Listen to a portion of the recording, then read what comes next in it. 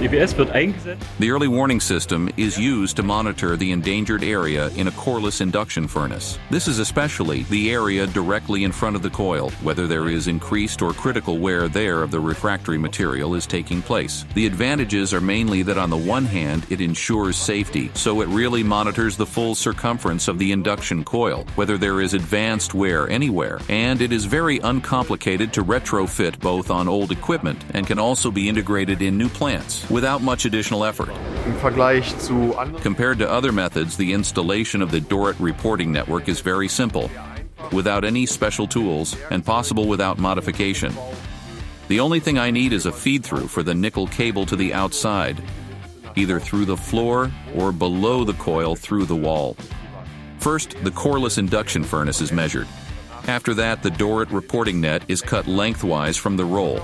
Cut the flex fabric to the last 80 millimeters and then flipped.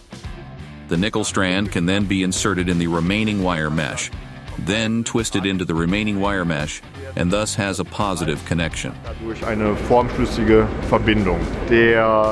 The nickel cable wire is inserted through the furnace bottom or furnace wall to the outside to be connected to the junction box later. The DORIT signaling net is glued in place with neutrally cross-linked silicone, and the last web becomes the butt edge cut back 2 centimeters because the mats must not bump against each other. Otherwise, you would create a short circuit.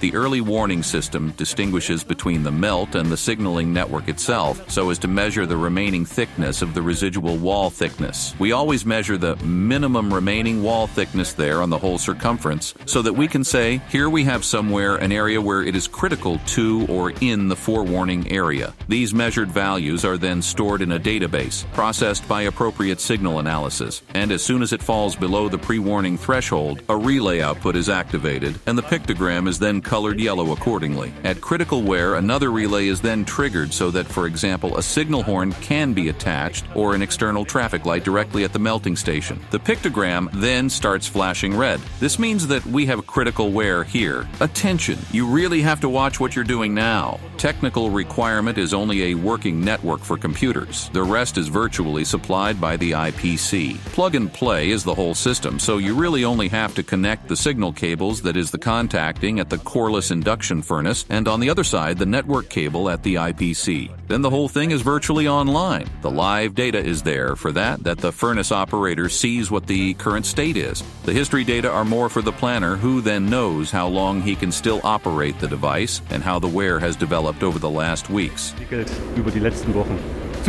In addition, we can then represent the power reference of the respective furnace in cooperation with the Paticon system, so that we have information about the wear and the current benefit receipt.